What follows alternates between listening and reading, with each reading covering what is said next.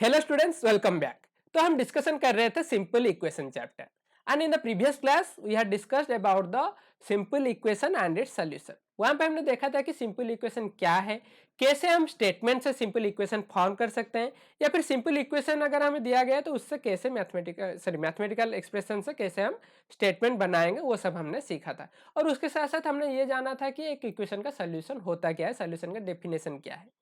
आज हम इस वीडियो में डिस्कशन करने वाले हैं how to solve an equation. एक इक्वेशन को कैसे सॉल्व करेंगे, उसके लिए दो मेथड है, balancing method and transposing method. वो दोनों मेथड हम डिस्कस करेंगे और उसके साथ साथ उससे पहले हम डिस्कशन कर लेंगे कि सॉल्विंग एन इक्वेशन का मतलब क्या होता है। ठीक है, तो चलो एक बार देख लेते हैं what are the concepts that we are going to cover today. The concepts that we are going to cover today are firstly solving the equation का मतलब क्या होता है, सॉल्विंग इक्वेशन का मीनिंग क्या होता है, then method of balancing and method of transposing. जैसे मैंने बताया था कि ये दोनों मेथड को यूज करके हम इक्वेशन को सॉल्व करने वाले हैं। दोनों मेथड में ज्यादा कुछ डिफरेंस नहीं है और तुम कोई भी एक मेथड को फॉलो कर सकते हो to find out the solution. ऐसा नहीं कि दोनों मेथड को यूज करके हमें फाइंड आउट करना है। दोनों मेथड लगभग सेम है। जब हम डिस्कशन करेंगे तुम्हें पता चल जाएगा कि बैलेंसिंग मेथड क्या है, ट्रांसपोजिंग मेथड क्या है, और दोनों में तुम्हें जो इजी लगे वो वाला मेथड तुम फॉलो कर सकते हो। ओके, तो चलो चलते हैं। तुम्हारा पहला part that is solving equation का मतलब क्या होता है। It is very simple. Solving an equation means to find out the solution of the equation. एक इक्वेशन का सॉल्यूशन फाइंड आउट करने का मतलब होता है इक्वेशन को सॉल्व कर लेना। तो सोच लो कि एक इक्वेशन तुम्हें दिया गया है, लेट मी राइट इट से। एक इक्वेशन है x plus eight is equal to 11। ये एक इक्वेशन दिया गया है। तो यहाँ पे हमें 11 और 8 तो वैल्यू फिक्स्ड है, इसका वैल्यू हमें पता है। एक्स का वैल्यू नहीं पता है, या फिर जिसका वैल्यू नहीं पता है उसके बदले में हमने एक्स यूज किया। तो अगर हम एक्स का वैल्यू ढूंढ लेते हैं तो हमारा प्रॉब्लम का सोल्यूशन मिल गया। ठीक है, तो इक्वेशन सॉल्व करना मतलब हमें ये जो वेरिएबल है उसका वैल्यू फाइंड आउट करना है। ठीक है, that's the definition of solution. Solution is the definite value of the variable which satisfies the equation. जिस जो कि इक्वेशन को सेटिस्फाई कर रहा है, मतलब एलएचएस और आरएचएस दोनों सेम होते हैं। वेरिएबल का वो वैल्यू जिसके लिए एलएचएस और आरएचएस दोनों सेम होते हैं, उसी को ही कहते हैं सॉल्यूशन ऑफ द इक्वेशन। और we can say by finding out the value of the variable we can solve the equation. और एक चीज यहाँ पे हमें ध्यान रखना है कि जैसे कि हमें यहाँ पे वेरिएबल ढूंढना है, मतलब हमें क्या करना है, सिर्फ वेरिएबल का वैल्यू चाहिए। तो उसके लिए हम क्या करेंगे, वेरिएबल को आइसोलेट कर लेंगे। आइसोलेट कर लेंगे मतलब वेरिएबल के साथ साथ जो कुछ भी है उसको उसके साथ रहने नहीं देंगे। सिर्फ वेरिएबल को अगर एक जगह एक साइड में रखेंगे और दूसरे साइड में बाकी सारी चीजें रहेगा तो फिर वो हो गया हमारा एक्स का वैल्यू। ठीक है, तो आइसोलेट कैसे करेंगे, उसके लिए दो प्रोसेस है। जैसे कि हम पहले से ही मैं बोल रहा हूँ, दो प्रोसेस क्या क्या है, एक है बैलेंसिंग मेथड और एक है ट्रांसपोजिंग मेथड। बैलेंसिंग मेथड में हम क्या करेंगे, एक्स के साथ जो एक्स्ट्रा पार्ट है उसको हम एलिमिनेट कर लेंगे सो दैट एक्स आइसोलेट हो जाएगा। और दूसरा प्रोसेस जो है ट्रांसपोजिंग मेथड में हम क्या करेंगे, एक्स के साथ जो कुछ भी है उसको हम राइट साइड को शिफ्ट कर लेंगे या ट्रांसपोज कर लेंगे। ठीक है, वैसे भी हम एक्स को आइसोलेट कर सकते हैं, या फिर कोई भी वेरिएबल जो है वेरिएबल पार्ट को हम आइसोलेट कर सकते हैं। तो चलो देखते हैं first process that is balancing method, और उसको बैलेंसिंग मेथड क्यों कहते हैं वो भी हम सीखेंगे अभी। ठीक है, so the first method of solving an equation, method of balancing. तो सोच लो पहले मैं एक इक्वालिटी लिखता हूं, 2 + 5 is equal to 6 + 1। It's an equality. 2 + 5 is equal to 7, 6 + 1 equal to 7, L H S is equal to R H S, एक equality है।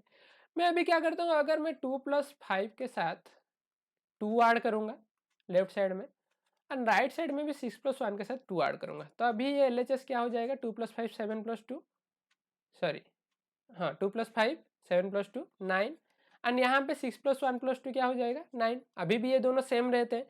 तो फिर अगर हम सेम ऑपरेशन दोनों साइड में करते हैं तो फिर इक्वेशन का जो बैलेंस है वो चेंज नहीं होता है, वो बैलेंस्ड होकर रहता है। मतलब एलएचएस और आरएचएस दोनों सेम रहते हैं अगर हम दोनों साइड में एक ही ऑपरेशन करते हैं। ठीक है, the same thing we can do with an algebraic equation. मतलब अगर इक्वेशन में अगर हमारा x+3 इक्वल टू 5 है, यहाँ पे भी हम दोनों साइड में सेम चीज को ऐड करेंगे तो फिर इक्वेशन बैलेंस्ड ही रहेगा। तो फिर एक्चुअली बैलेंसिंग मेथड में क्या हम जानते हैं कि बैलेंस्ड इक्वेशन जो होता है that's like a weighing balance. Weighing balance मतलब तुम देखे हो, अगर तुम मार्केटिंग कभी करने गए होगे तो वहाँ पे देखे होगे कि जो दुकानदार होता है वो तुम्हें जो सामान देता है उसको वो बैलेंस करके देता है या फिर वेइ करके देता है। तो फिर एक मिनट थोड़ा सा इसको क्लीन कर लेते हैं so that you can clearly see whatever written on the board. A balanced equation is like a weighing machine with equal weights in the two parts. Okay, दोनों साइड में equal part रहेगा.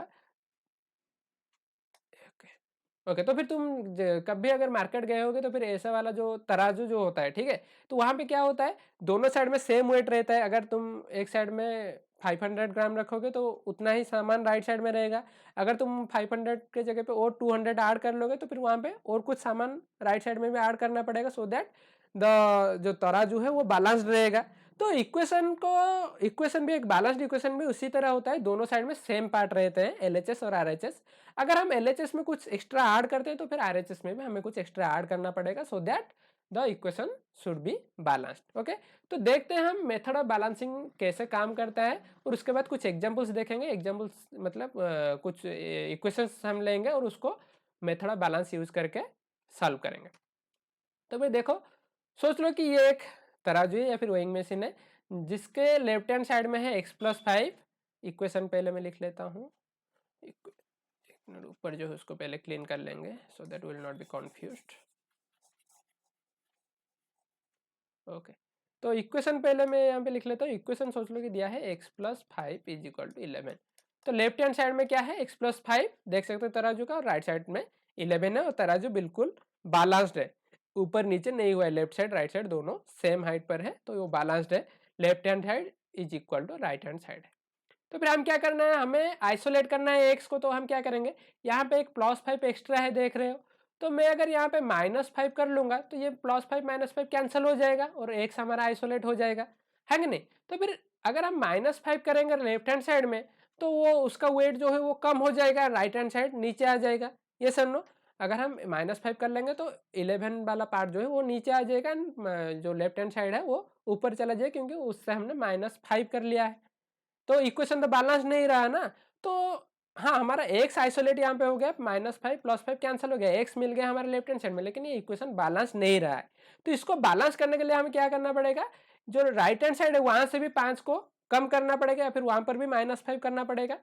तो अगर हम वहां पे भी -5 कर लेंगे तो फिर अभी हमारा इक्वेशन जो है वो बैलेंस्ड हो जाएगा. ठीक है, तो अभी देखते हैं हमारा लेफ्ट हैंड साइड में क्या बचा, -5 +5 कैंसिल हो गया, यहाँ पे सिर्फ एक्स बचा है. और राइट हैंड साइड में 11 - 5 क्या हो गया, 11 - 5 हो गया 6. ओके, तो फिर अभी हमारा बैलेंस जो है, हमारा जो इक्वेशन है वो अभी क्या बन गया, पहले था ये x+5 इज इक्वल टू 11, अभी ये बन गया x इज इक्वल टू 6. और देखो हमारा अभी वेरिएबल का वैल्यू मिल गया, x का वैल्यू क्या मिल गया, 6 मिल गया, and this is the solution of the equation. तो हमने बेसिकली क्या किया, हमने देखा कि x के साथ एक +5 है, उसको हमने एलिमिनेट करने के लिए कोशिश किया. एलिमिनेट कैसे किए, -5 कर लिया तो -5 कर लिया तो वो वाला साइड कम हो गया, तो उस तरफ -5 किया तो हमने राइट साइड भी -5 कर लिया. देख सकते हो, थोड़ा सा मैं और एक बार पीछे ले लेता हूँ. तो यहाँ पे देखो -5 पहले लेफ्ट हैंड साइड में किया तो फिर राइट हैंड साइड ज्यादा हो गया, लेफ्ट हैंड साइड कम हो गया.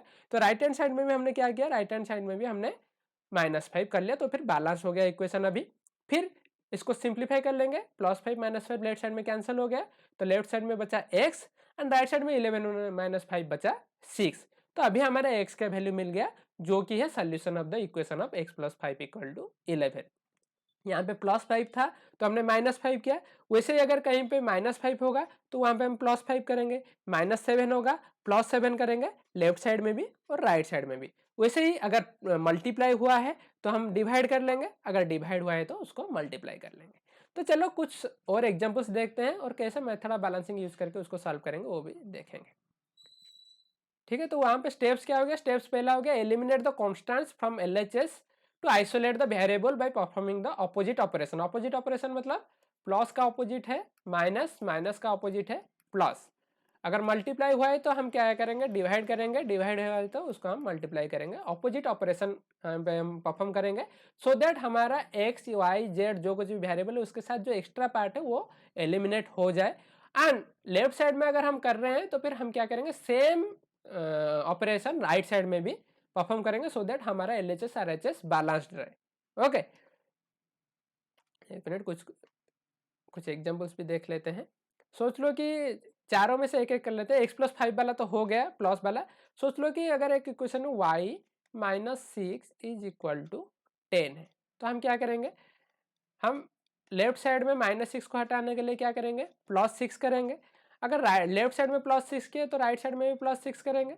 तो अभी देखो लेफ्ट साइड का -6 + 6 कैंसिल हो जाएगा, तो बचेगा क्या, y, एंड 10 + 6 का हो गया 16। ये हो गया हमारा y का वैल्यू। क्लास 6 में हम पढ़े थे हीट एंड ट्रायल मेथड, 1 2 3 4 ऐसे करके पुट करते हुए जाएंगे तो हमें y का एक वैल्यू मिलेगा। तो वहाँ पे हमें 16 बार ट्राई करना पड़ता है, लेकिन यहाँ पे अभी 2 स्टेप में ही हमें y का वैल्यू मिल गया या फिर वेरिएबल का वैल्यू मिल गया। उसके बाद एक मल्टीप्लिकेशन का देख लेते हैं। सोच लो कि ये है 3z = 27। तो यहाँ पे 3z का मतलब होता है 3 × z। कोई भी अगर वेरिएबल और लेटर को नंबर को मिला के लिखा गया उसका मतलब है दोनों मल्टीप्लाइड होके लिखे गए हैं। तो 3z मतलब 3 मल्टीप्लाई हुआ है, तो हम क्या करेंगे, उसको z को आइसोलेट करने के लिए 3 को यहाँ पे डिवाइड कर लेंगे। एंड लेफ्ट साइड में 3 को डिवाइड किया मतलब राइट साइड में भी 3 को डिवाइड करेंगे। तो लेफ्ट साइड में 3 कैंसिल हो जाएगा, तो बचेगा क्या, z। एंड राइट साइड में 27 को 3 में कैंसिल करेंगे तो बचेगा क्या, 9। ये हो गया सोल्यूशन। सोच लो कि डिवाइड होके है कोई चीज, सोच लो कि एक है p/6 = 11। तो 6 यहाँ पे डिवाइड हुआ है, तो हम क्या करेंगे, मल्टीप्लाई कर लेंगे। 6 = 11 × 6 हो जाएगा राइट साइड में भी। तो 6 कैंसिल हो गया लेफ्ट हैंड साइड से, बचा क्या p, एंड राइट साइड में बचा क्या 66। तो ये हो गया हमारा सोल्यूशन। एक मिनट, यहाँ पे 66। ओके, तो ऐसे करके हम बैलेंसिंग मेथड को यूज करके एक इक्वेशन का सोल्यूशन फाइंड आउट कर सकते हैं। हमें बस ऑपोजिट जो ऑपरेशन है वो करना है, और वही चीज राइट साइड में भी करना है। तो ऐसा भी हो सकता है दो एक साथ मिला के दे सकते हैं, दो ऑपरेशन। फॉर एग्जांपल ऐसा क्वेश्चन आ सकता है 3z + 4 = 11। तो यहाँ पे देखो प्लस भी है, z मतलब लेफ्ट हैंड साइड में z के साथ दो कॉन्स्टेंट्स है, 3 है 4 है, 4 प्लस हुआ है एंड 3 मल्टीप्लाई हुआ है। तो पहले हम क्या करेंगे, +4 को कैंसिल कर लेते हैं, प्लस और माइनस को पहले कैंसिल करेंगे, फिर उसके बाद मल्टीप्लिकेशन या डिवीजन में जाएंगे। तो लेफ्ट हैंड साइड में -4 किया तो राइट हैंड साइड में -4 करेंगे। तो अभी लेफ्ट हैंड साइड में क्या बचा, +4 -4 कैंसिल, तो 3z = 7 हो गया। एंड उसके बाद हम जैसे यहाँ पे करते थे, देखो 3z = 27, वैसे ही इक्वेशन मिल गया। तो अभी क्या करेंगे, 3z/3 = 7। एक मिनट थोड़ा सा क्लीन कर लेते हैं इसको। Okay, 3z/3 = 7/3। ये हो गया z लेफ्ट हैंड साइड में, एंड ये हो गया 7/3 आंसर। ओके, तो कहीं पर अगर तुम्हारा दिया गया है दो ऑपरेशंस, तो हम क्या करेंगे, दो ऑपरेशन अगर दिया गया है तो फिर हम एक एक करके एलिमिनेट करेंगे या फिर एक एक करके बैलेंस करेंगे दोनों तरफ से। ठीक है, तो ये हो गया मेथड ऑफ बैलेंसिंग। अभी चलते हैं हम मेथड ऑफ ट्रांसपोजिंग क्या है।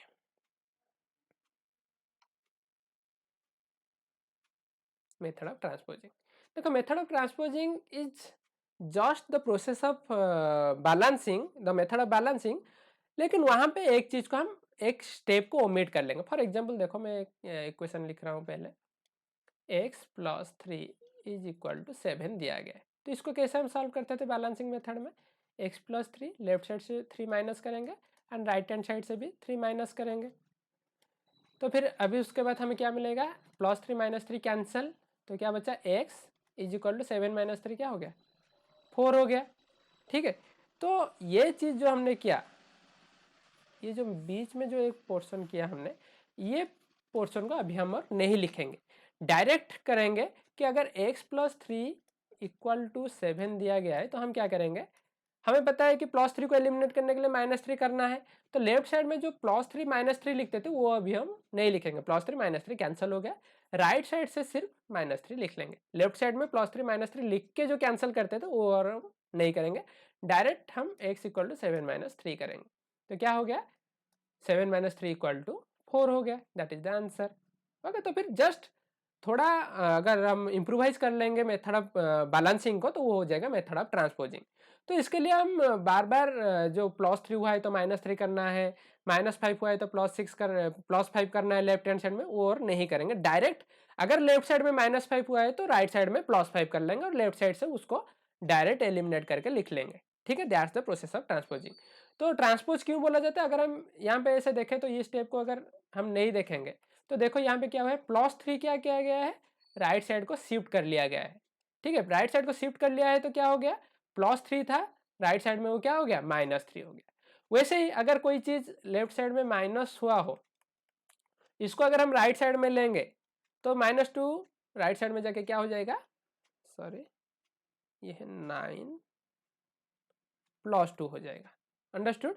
तो फिर कोई एक चीज लेफ्ट साइड में जो हुआ है, राइट साइड को अगर हम शिफ्ट कर लेते हैं, ट्रांसपोज कर लेते हैं, तो फिर उसका जो साइन होता है वो चेंज हो जाता है। तो देख लेते हैं कि क्या क्या साइन चेंज होगा मेथड ऑफ ट्रांसपोजिंग में। देखो पहले जान लेते हैं मेथड ऑफ ट्रांसपोजिंग क्या है। शिफ्ट और transpose the constants from LHS to RHS to isolate the variable. Variable को आइसोलेट करने के लिए हम लेफ्ट साइड से राइट साइड को कॉन्स्टेंट को ट्रांसपोज करेंगे या फिर शिफ्ट करेंगे। तो क्या नोट करना है, the transpose constant will be operated opposite to they were operated on LHS. LHS में वो जो ऑपरेटेड हुए थे, अगर प्लस ऑपरेटेड हुआ था या एडेड हुए थे, राइट साइड में जाएंगे तो सब्ट्रैक्ट हो जाएगा। अगर मल्टीप्लाई हुआ था तो डिवीजन हो जाएगा, डिवीजन हुआ है तो मल्टीप्लाई हो जाएगा, एंड एडिशन हुआ था तो राइट साइड में जाकर सब्ट्रैक्ट हो जाएगा। तो देखो यहाँ पे वही सिंबल दिया गया है, लेफ्ट साइड में प्लस है तो राइट साइड में जाके माइनस होगा, माइनस है तो प्लस हो जाएगा, मल्टीप्लाइड हुआ है तो डिवीजन हो जाएगा, डिवीजन हुआ है तो मल्टीप्लाइड हो जाएगा। फॉर एग्जाम्पल अगर तुम्हारा 2x = 7 है तो यहाँ पे 2x में मल्टीप्लाइड हुआ है, वो राइट साइड में जाएगा तो क्या हो जाएगा, 7/2 डिवाइड हो जाएगा। अगर x/5 = 6 है, अगर इस तरफ 5 डिवाइड हुआ है, राइट साइड में जाएगा तो 6 × 5 हो जाएगा या 30 हो जाएगा इसका answer.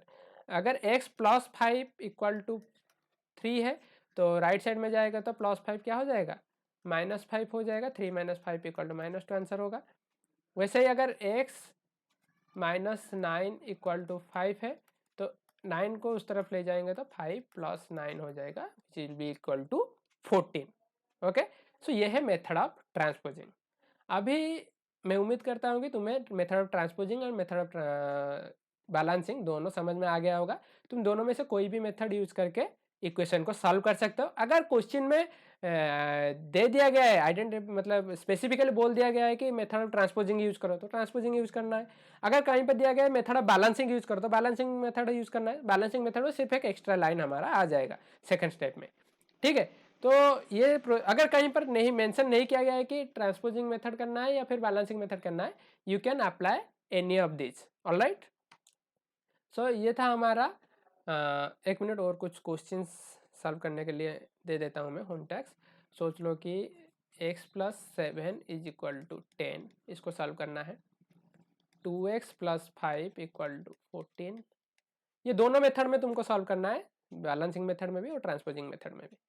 And 3x + 9 = 14, x/7 = 13, 8y = 15 और 5y = 30। ओके, इसका आंसर मैं यहाँ पे दे देता हूँ, तुम सॉल्व करने के बाद देख लेना कि आंसर सही है कि नहीं। तो पहले का आंसर तुम्हारा आएगा 3, सेकंड का आंसर आएगा 9/2, थर्ड का आंसर आएगा 5/3 एंड इसका आंसर आएगा 13 7 जा 91, इसका आंसर आएगा 15/8, इसका आंसर आएगा 6। ओके, तो ये सारे आंसर हैं। तुम दोनों मेथड में इनको सॉल्व करना और देखना कि तुम्हारा आंसर सही आ रहा है कि नहीं आ रहा है। तो आज का क्लास यहाँ पे खत्म करते हैं, और तुम्हारे बुक के एक्सरसाइज में जितने भी क्वेश्चंस दिया गया है to find out the solution of the equations, वो सबको तुम्हें सॉल्व कर लेना है। तो नेक्स्ट वीडियो में हम देखेंगे how to form equations from solutions. यहाँ पे इक्वेशंस दिया गया था, तुम्हें सॉल्यूशन ढूंढना पड़ा, वहां पे तुम्हें सॉल्यूशन दिया जाएगा तो वहां से कैसे इक्वेशन बनाएंगे वो हम सीखेंगे। ओके, तो गुड बाय।